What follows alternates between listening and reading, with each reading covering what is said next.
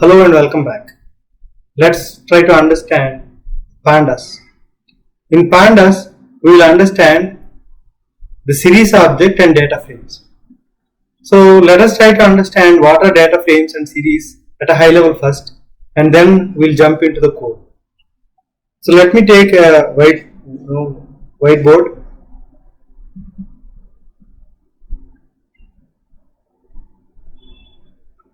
So in our previous statistics example, we have taken the students, right? Student ID, quiz 1 and quiz 2. This is a data set, right? So this data set can be loaded into pandas data frame. Pandas data frame is like in-memory database table. In this table, there will be columns. The student number, the quiz 1 and quiz 2 are the columns. And in that, we will have rows for the first student, second student, third student, like that. There are 20 rows in the table, or the data frame. A data frame is a combination of series objects. Each column, the student number, the quiz 1 and quiz 2 can be considered as series objects. So first we will try to understand series objects and then we will try to understand data frames. Let's jump back into the code. So in Jupyter Notebook, we need to import pandas. So pandas is a module which came along with Anaconda distribution. Anaconda distribution gives you Python, pandas, scikit-learn, scipy, all these modules which are needed for data science and machine learning and deep learning to build deep learning projects. So to use those modules, we actually need to import them. Import pandas as PD. So we have given an alias name PD. Instead of typing every time pandas here, we can use PD as the alias name for pandas. So here I have imported NumPy also. We will try to understand what is NumPy in coming classes, but just see that we need to import NumPy also here, because in some places I have used NumPy objects also. So we have imported pandas and NumPy here. To make those imports happen, you need to execute it. To execute a cell, we can say shift enter or control enter. I am doing shift enter because I wanted to move forward to the next cell. So I have my focus is on the first cell now, and I hold the shift key and pressed enter. So it got executed, and the pandas and NumPy are available right now. And now I am loading the quiz 1 data into a series object.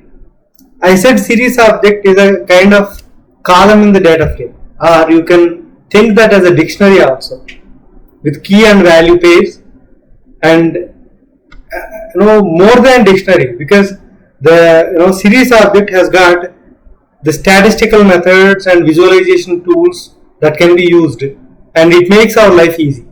Instead of writing the boilerplate code, you can directly use them. Let us see how it is useful.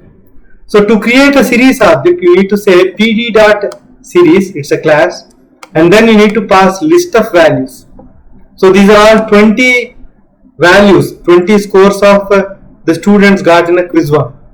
So here we don't know which student score is what. The student ID we cannot have, but we can actually give index also. I will show that in coming down below. So I have created quiz 1 series object. To create that, I need to say shift enter, and to print it, you can either print it in the console, the Jupyter Notebook console, like that, or you can use print method, Python's print method, right? It is actually showing you the values. The 0, 1, 2, 3 and so on, 19 is the index. It is like list, right? The index starts from 0, list or string.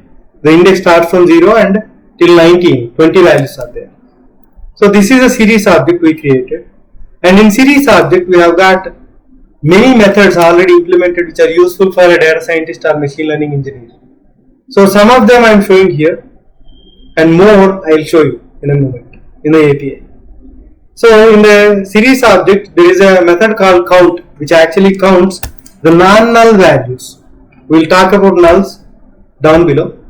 It counts the non-null values. There are 20 non-null values in the series object. These are all the indexes. These are all the values. So here there are 20 values. Count method is easy to actually see how many are there. If the data set is big, you will see the importance, or you will understand the importance of this count method. And there is a method called head, which actually gives you top 5 values in the series object. If you want to see 7 values, top 7 values, you can give 7 there and press enter. It gives you top 7 values. And tail is another method which gives you the values from bottom 5. If you want to see maybe 6 values from bottom, you can give 6 in the brackets and then it will give you 6 values. And there are statistical methods already implemented in series object. You can say the series object.mean, which actually gives you the mean value of the data.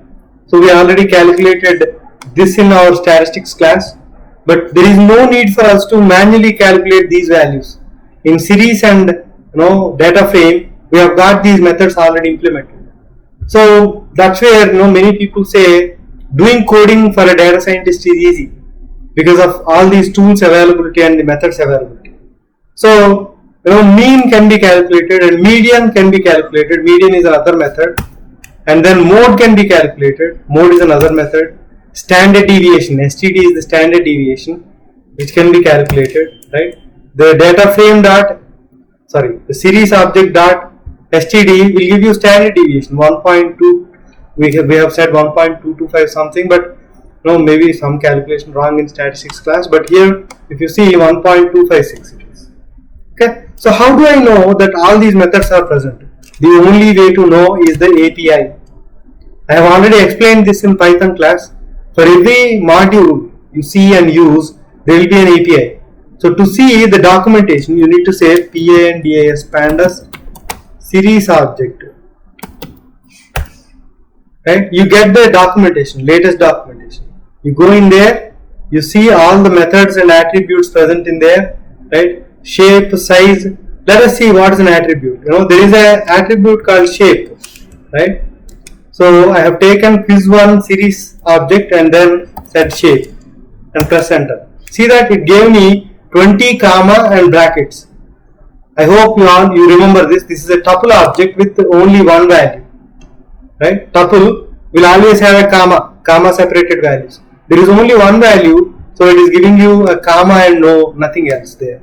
So there are 20 values in there. I am saying the shape as attribute and standard deviation as method, because for standard deviation there is a brackets. We are calling the method here. The attribute, there is no method as such. If you try to put the brackets like that and say press enter, it will say tuple object is not callable, because till here the value, the outcome is a tuple object and you are trying to put a brackets and trying to call. So that's where it actually throw you an error. So when when you are actually trying to use an attribute, you should never use brackets, and if you use brackets, these kinds of errors will come. And with that you can understand that it is not a method and it's an attribute. So you should not put brackets there and it will give you. So in series object there are attributes and then there are methods. Method and function are same. In object oriented programming we call function as method. So these are all the functions available. I have shown you only couple of functions. Count I have shown you, right? And then I have shown you couple of methods only here. You can practice. You can actually play with those methods and practice. Generally, in real time, we will use these methods a lot. So I have shown you those, whatever we use. So that's about the introduction to series object. In coming classes, we will try to understand how to do filtering, how to handle nulls, and how to add index, the string index. Thank you.